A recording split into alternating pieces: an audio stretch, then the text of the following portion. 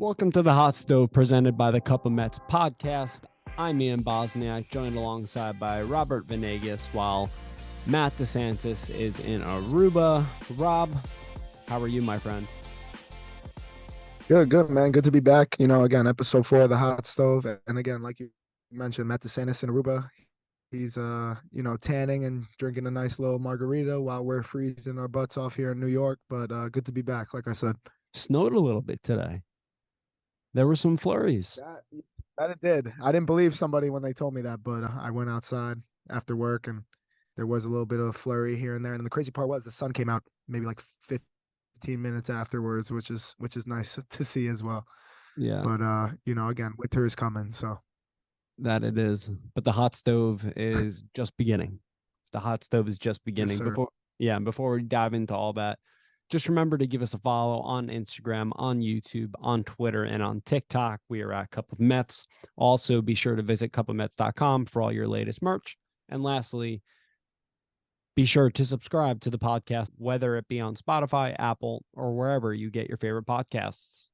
So just some quick notes before we head into the nitty and gritty of the show, which, kind of centers around a lot of rumors and rumblings that are going around the league. The Mets have filled out their coaching staff. Well, some of it, basically all of it. Matt and I were talking about it on the last episode with James Shiano. The Mets hired former Toronto Blue Jays skipper John Gibbons to be the new bench coach. He'll sit alongside Carlos Mendoza. The Mets did go ahead and hire Mike Sarbaugh as the third base coach. He spent 11 years in Cleveland as the third base coach and the infield coach, as well as Antoine Richardson, who spent the last 3 years in San Francisco. He will be the first base coach. So as mentioned before, the hot stove is just beginning, but the rumors are beginning to swirl as the winter meetings are set to begin next week. They'll take place from December 4th through the 6th. Sonny Gray signed for $25 million per year to the St. Louis Cardinals. Robbie, you got that right with your predictions. Sonny Gray, $25 million annually. He gets more than Aaron Nola. And then Kenta Maeda signs a 2-year deal worth $12 million annually, $24 million total over 2 years with the Detroit Tigers, who are bolstering up that rotation. Just from these figures, we can see the starting pitching market is hot. Everybody's in on it. A lot of the big spenders are in on it.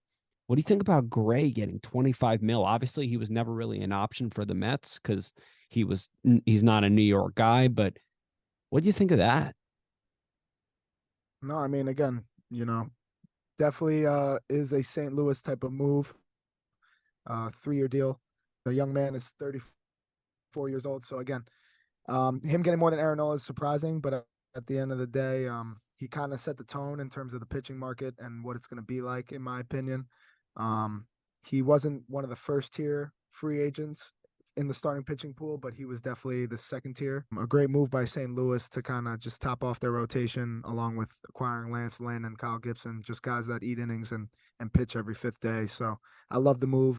Yeah, really the only downside to Sonny Gray's career thus far has been his time with the Yankees. Aside from that, he was excellent in Yeah. Oakland, really good with the Hmm. Reds, and then obviously with the Twins as well. So, listen, Gray sets the market, as you said, but what we're all waiting for is Yoshinobu Yamamoto to figure out what's going on right now. As it's been reported, he is meeting with teams via Zoom.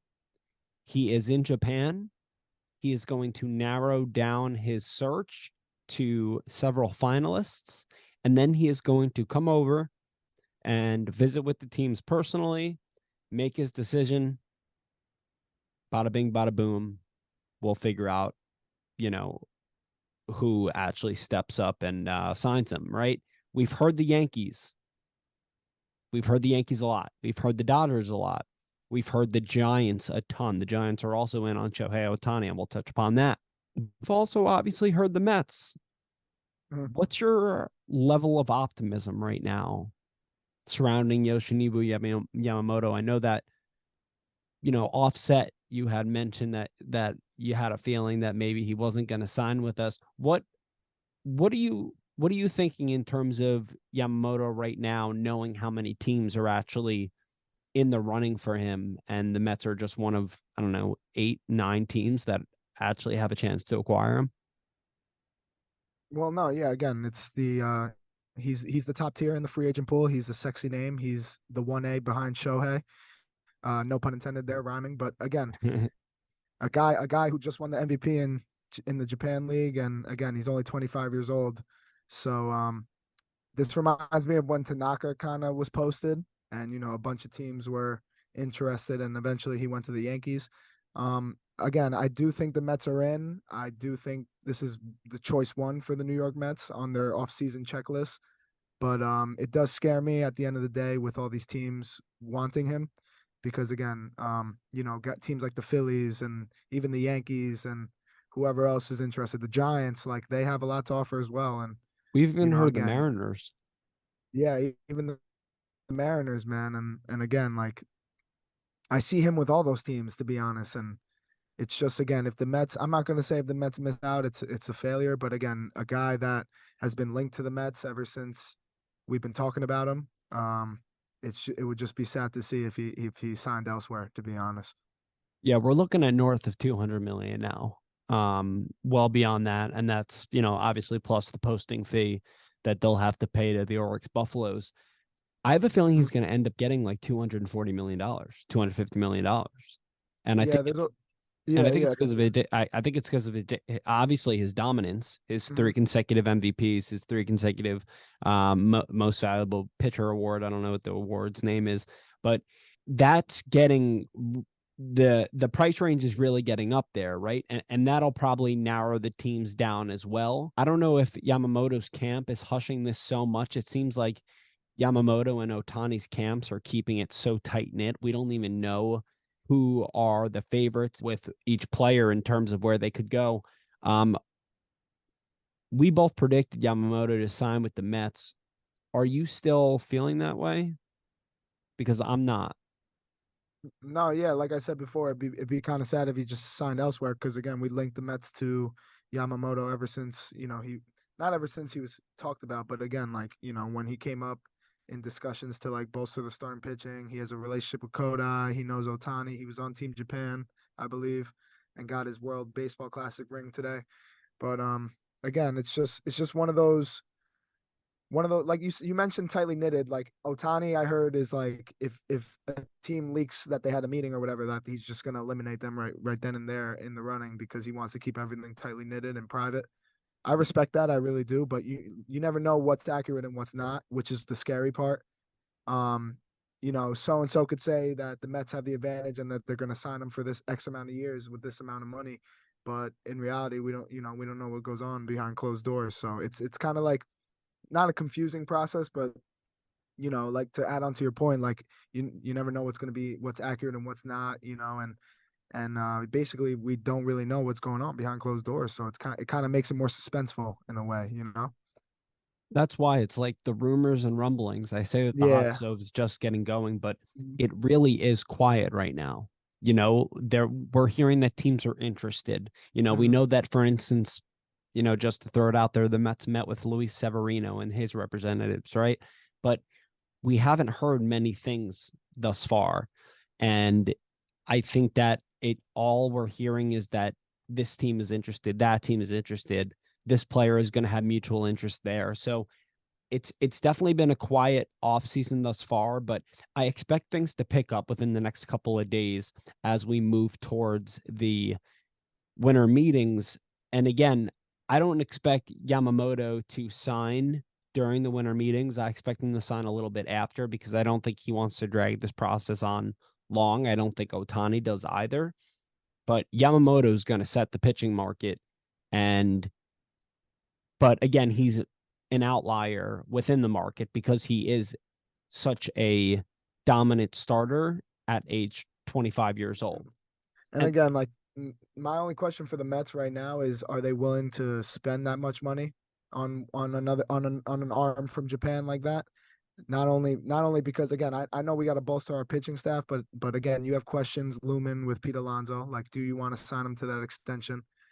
Is it going to work if we sign him and then Yamamoto to like a 30 mil AAV plus deal with for 8 years? You know what I mean? And then there's rumblings about a guy like Juan Soto, who might get traded to either the Yankees or the Mets or whatever other teams in the running. But it's like that kind of factors out like other moves in a way, you know?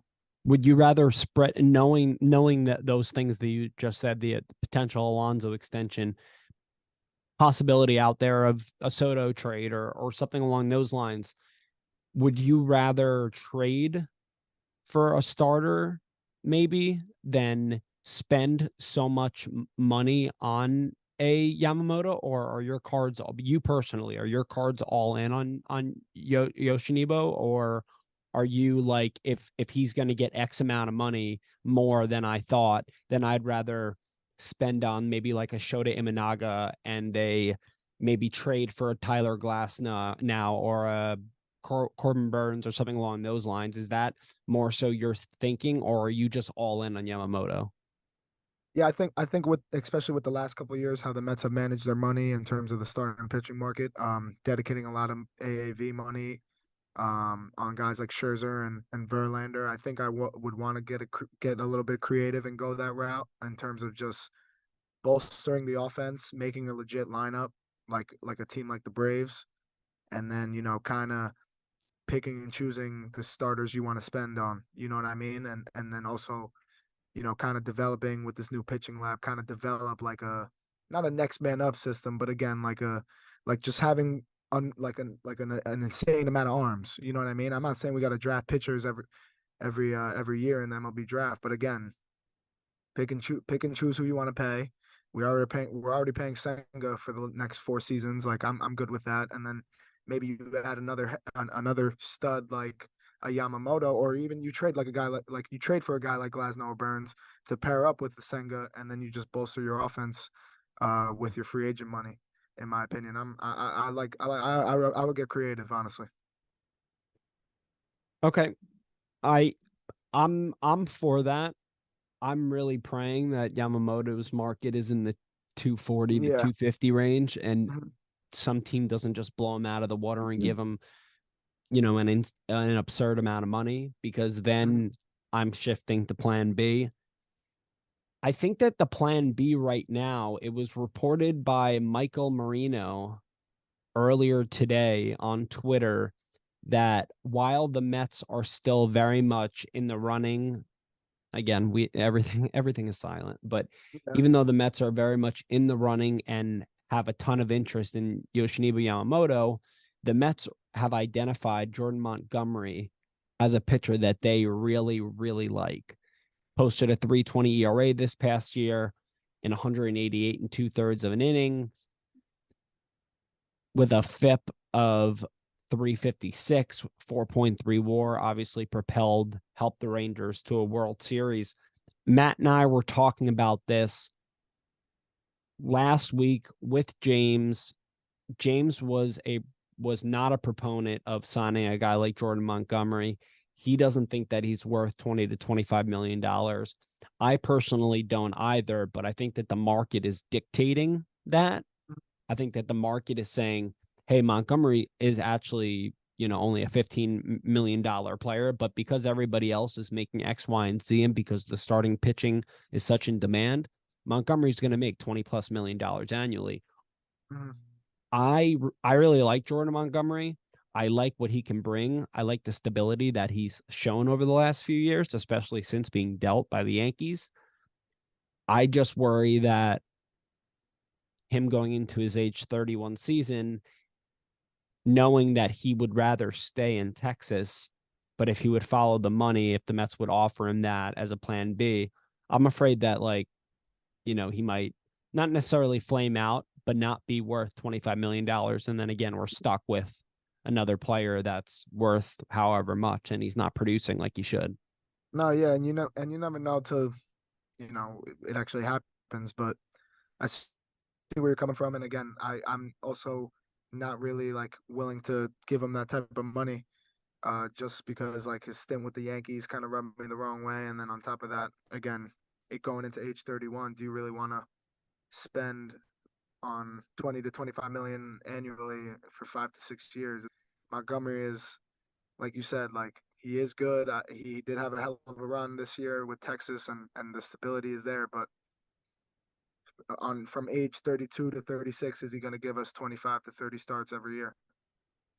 Yeah. And you also want those to be durable starts. You know what I Exactly. mean? And you want them to be posting 3+ WAR every year if you're going to be paying them that much money. And I think that's Yeah. being nice as well. So to me, I listen, if you were to go ahead and sign a Monty for $20 million, let's say that he signs for $20 million, 5 years. Okay. $100 million over 5 years.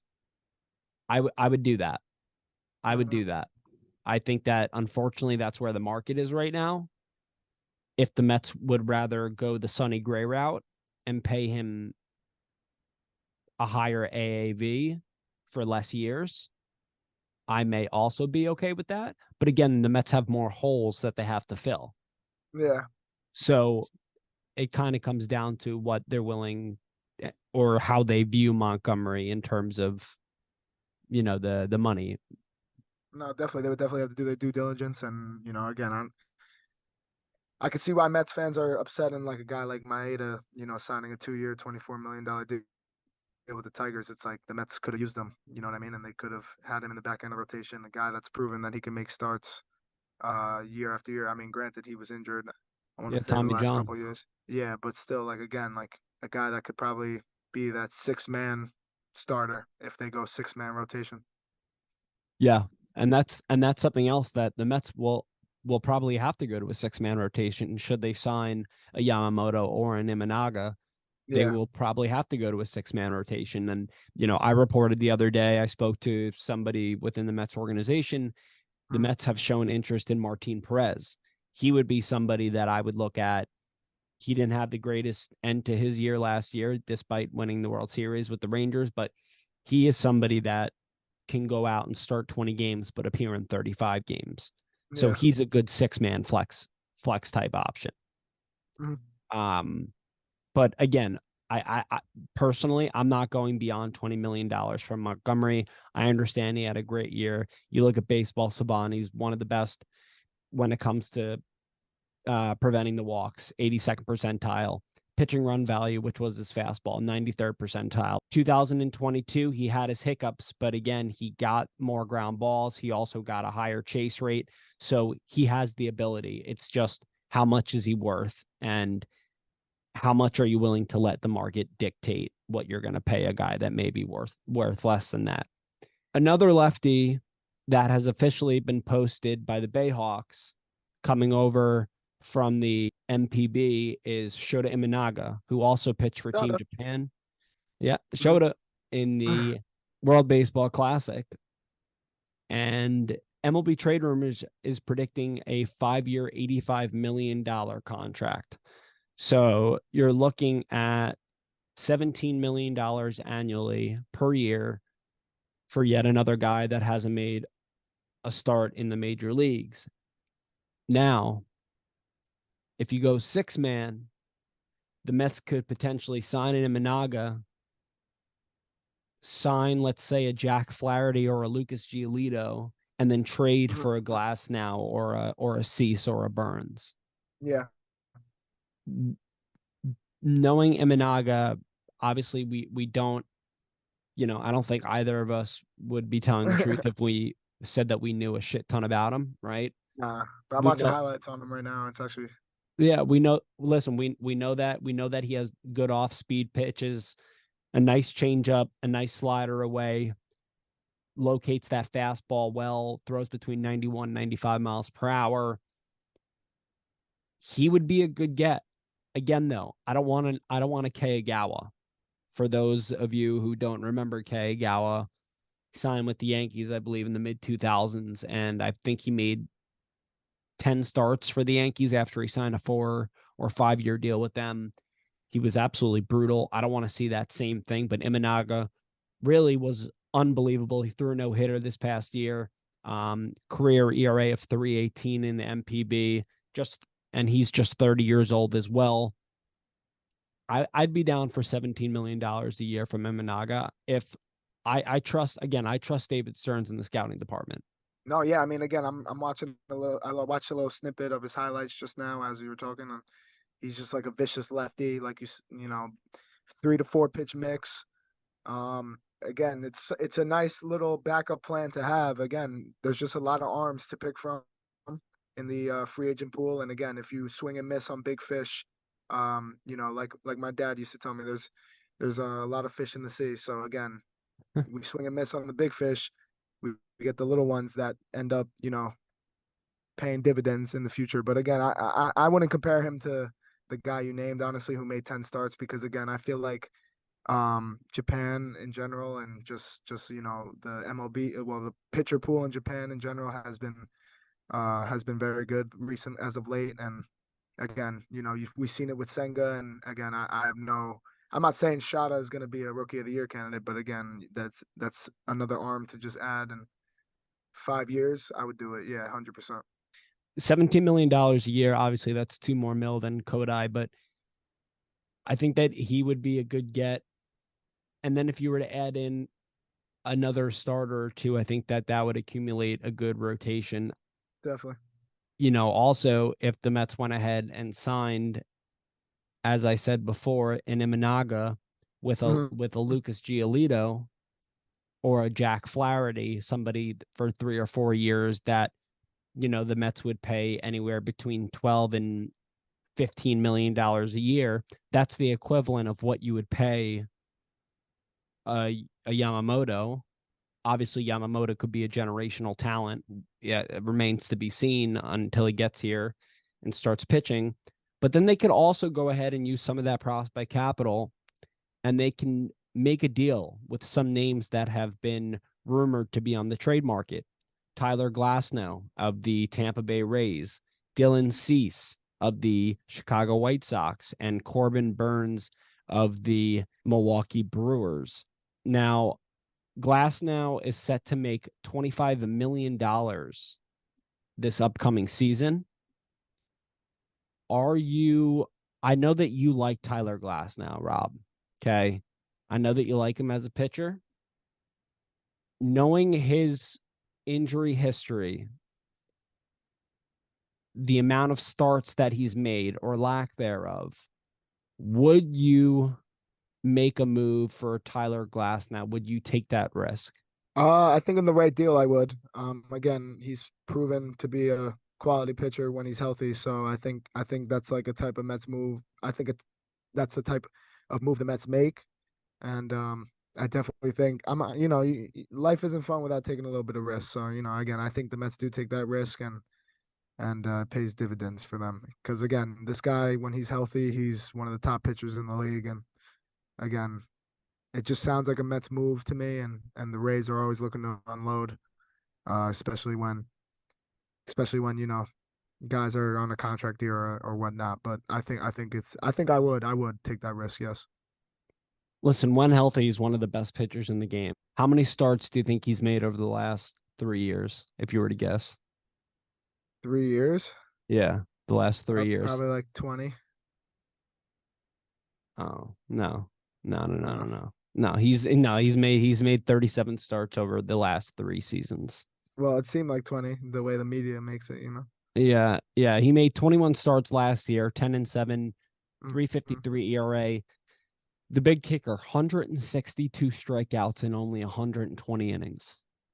Mm-hmm. Um, his whiff rate was within the 95th percentile, strikeout rate 97th percentile, fastball velo 88th percentile, Yeah. expected batting average again 79th. I mean, Glasnow is one of the best when healthy, Mm-hmm. but the health is just such a risk. And being a Mets fan, you just know and you just get scared about these types of pitchers. Yeah. He'll be It'll be his age 31 season. His FIP last year was 291, so obviously that's a better indicator than his 353 ERA from last year. Again, the 33.4% K percentage is really tantalizing. What would you give up for Glasnow, though? The Rays say that they want major league ready players. Would you give up like a Mark Vientos and another prospect for him? Yeah, probably. I mean, Mark Vientos would be the odd man out in my opinion. Especially if you want to keep, Mauricio Beatty around. With all the other young guys coming up as well, I think Vientos is just the odd man out. And then maybe like a not a major league ready arm, but like again, like an arm, just to even out the trade. Again, is he coming off? He's going to be a free agent next year, Glasnow. What do you think about Jose Barrios though? I saw his name around town a little bit. Jose Barrios. I mean, Yeah. I would have to look at I would have to look at a few things going from his contract to his numbers this past season. I would be lying if I said that I was a Barrios connoisseur Mhm. because I didn't follow him too closely, despite I did see him starting in Toronto. I will say that. 2024 will be his age 30 season. He's set to make $17 million this season, $18 million the next 2 years, and then he has a player opt out. If he does not opt out, age 33 and age 34 in 2027 and 28 will be worth $24 million. Huh. A lot. That that's an interesting one. I mean, again, though, $17 million for a guy that's proven himself to be an effective big league pitcher in the major leagues is what we just said that we would give Shada. Shōta Imanaga, someone Shada. who Yeah. wasn't like a Yamamoto or anything like that in Japan, but was very good. Last year, Jose Barrios was worth 3 WAR, made 32 starts, 189 and 2/3 of an inning, 3.65 ERA, 3.99 FIP. That's $17 million worth. Yeah. I would make that deal. What the trade would be about, I don't know. I mean, the Blue Jays are going to miss a third baseman with Matt Chapman departing, Yeah. unless So they they like re-sign they like him. Mark Vientos Do as they like? well. Do they like Mark Mantos? They do. I heard his name come up. No, I didn't hear it, but again, I'm reading and stuff on Twitter or social media in general. And Yeah, got to again, take Mark that with a Vientos. grain of salt. Yeah, Mark Vientos's name has popped up. Would you deal a Brett Beatty for him? No, I would not because Would you I'd rather deal a Brett Beatty for like a guy like Alex Bregman. would you deal a Ronnie Mauricio for him? For Jose Barrios? Yeah. No, I wouldn't do that either. Okay. So maybe like a Vientos and a Mike Vasile to Sounds good or, to me. or a Dominic Hamill to seal Right. off the package, and then we Yeah. obviously absorb that money as well. That would be a decent trade. Another individual that's come up and has been linked to several teams is Dylan Cease, and Dylan Cease is definitely an interesting candidate because he has a years left on his contract, and despite his 4.58 ERA and 33 starts, he posted a 3.72 FIP. The White Sox would want a ton for Dylan Cease. Would you be willing to give up, let's say, a Ryan Clifford, a Mike Vasile, and a Mark Vientos for Dylan Cease? Yeah, I would honestly. I mean, again, Dylan sees the extra year of control is definitely it's definitely helpful and soothing, to know that it's not just a rental deal and we're not giving up too much for just a year of one player. But Dylan Cease, you've seen his potential when he first started with the White Sox. I know the ERA was high last year, but again, like you said, very poor offensive. Just in general, very poor White Sox team. They had a bad year and all that. So I look at the FIP as well, and it's low, very low, or excuse me, lower than his ERA, obviously. But Dylan Cease is worth the trade, obviously. And again, I've heard the Braves were interested, so I'd honestly, if we had an opportunity to get Dylan Cease, I'd pull the trigger, especially if a team like the Braves uh, uh, is interested. Keep them away from a division rival. Oh no, absolutely. Yeah, he Yeah. was a Cy Young finalist in 2022, which is really nice considering his age at just 27 years old. Next year will be age 28 season, and again he's under team control, won't be a free agent until 2026 season.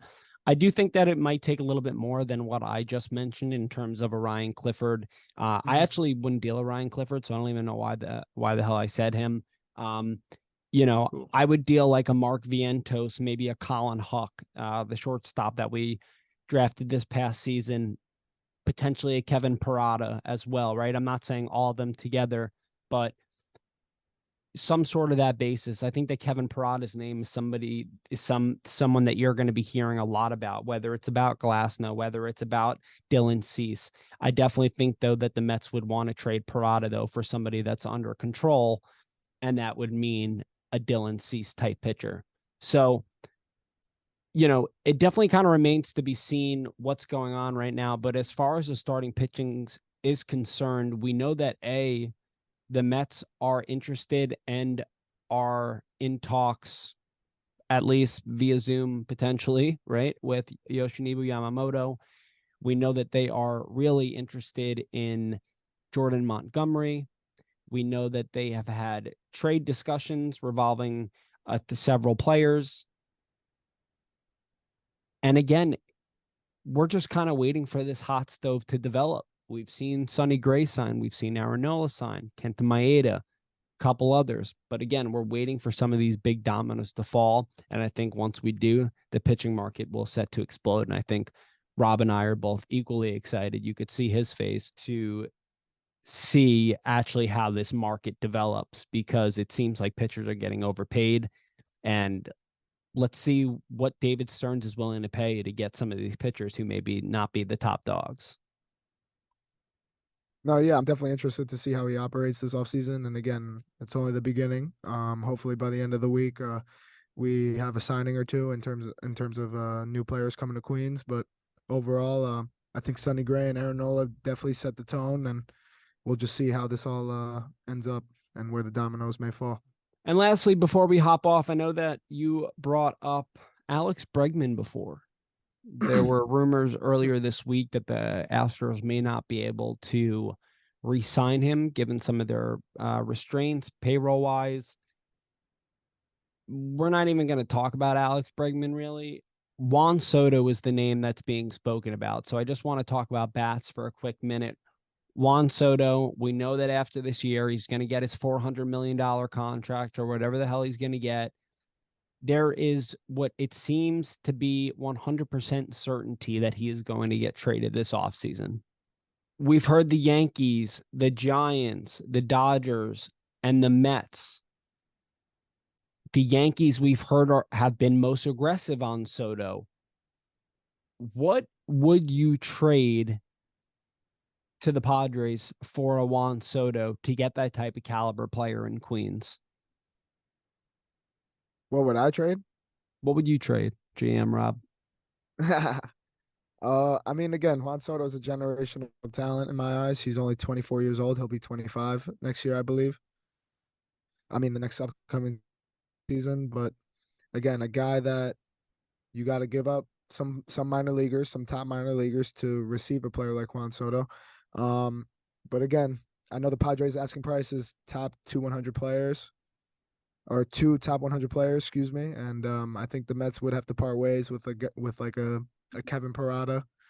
I mean, I'm not good with prospects in terms of that, but like I'm not saying we have to give up Jet Williams or anybody or like an Acuna. Like it's those type of caliber players that are gonna get a deal with the Padres done for a guy like Juan Soto. I don't know. I'm not saying a proposal because again, I don't want to get shit on, but you got to give up. You got to give to receive. So again, two top 100 prospects and maybe a couple arms with a major leaguer. I think we'll get it done. Yeah, I think that this is a situation where I would make a trade, and I would trade if we're doing two top 100 prospects. I would trade Kevin Parada. I would also deal. This may be frustrating to some. I would trade Ronnie Mauricio as well. You put those two together. I do not want to trade Jet Williams. Listen, if they would prefer a Colin Huck or someone like that, I want to trade from the depth of what we have. We have a lot of middle infielders, right? Uh, if they would take Colin Huck, I would do that over Mauricio because Mauricio's major league ready, right? But Yeah. for Juan Soto, I would deal Kevin Parada, Ronnie Mauricio, or a Colin Huck, a Mike Vasile, an Alex Ramirez, and then, like maybe a, I don't know, a Calvin Ziegler or something along those lines. But the caveat is, along with Glasnow, again, though, with Glasnow, you don't want to empty the tank for him in terms of money and sign him because he's so oft injured. But with Juan Soto, whatever team is going to trade for him and trade all these prospects, they're going to have to sign him to that contract. So Yeah. it comes down to A, how many players will David Stearns be willing to depart with? Uh-huh. And how much money will Juan Soto get? The Mets have to get a gauge on what that number is prior to dealing 4 to 5 players for him. Again, no, this is in the Padres' court. The ball's in their court. And we know that the Mets are amongst the teams that are talking to them. We know that the Yankees are the most aggressive, and the Mets are there also talking. So hopefully some things can fall by the wayside and with the Yankees, and maybe things can materialize with the Mets. I really can't fathom in a situation where the Yankees could go ahead and sign a Yamamoto type pitcher and then also trade for a Soto with the intentions of signing him. They just dished out $300 million to Aaron Judge. They have $30+ million committed to Garrett Cole every year. So just kind of remains to be seen, man. And I guarantee you we'll have another episode later on this week because I anticipate a signing or two. Again, it's always nice in the off season because you either see the same faces next year or you see a new face in a different place, which is always nice to see because you put your MLB The Show GM hat on and then you say, hey, let's see the new product on the field. Exactly. Last Yeah. thing, let me ask you, is it just me, or as the off season, slowly goes on and we're hearing nothing from Shohei Ohtani's camp? I don't know why, but I feel more optimistic in the Mets' chances at Ohtani because there's so many other teams involved in a Yamamoto and there's so many Yeah. teams involved in a Soto that I feel like Steve Cohen just may pull like that Steven Matz type situation where he just says, all right, everyone wants to ditch on this. All right, screw this. Let me go out and get the big fish. Yeah. Yeah. I don't know why. It's just like this gut feeling. Is it just me? I don't know. I don't know. Maybe again, it's crazy how under wraps everything has been so far, which is, again, very surprising. But I mean, I'm not agreeing with you and saying that it's gonna happen, but again, hopefully it does, and maybe Steve pulls like a card or two out of his sleeve, and again, we just go from there. That would be amazing. Yeah. That would be amazing. That would be like the Manny Ramirez to the Mets days, huh? I Yeah, do remember those days. that was crazy. Yeah, how many players did we almost have? I can't even count. Can't A-Rod, A-Rod Manny and Ramirez, yeah, list can Yorvin go on. Torrealba. Yorvi Yorvi Torrealba. Yeah, and then he failed his physical. Yeah, It happens. that it that it does. How do you Carlos fail a physical? Carlos Correa. All right, brother. Any final words before we wrap up episode 4 here of the Hot Stove? No, again, Mets fans, just be patient. David Stearns knows what he's doing, hopefully, and company. But again, 2024 and beyond, we will see how competitive we are. And again, shout out to James Shiano for pulling up to the Cup of Mets podcast. Shout out to you and Matt for holding it down. And most importantly, let's go Mets. Yeah, Rob said it best.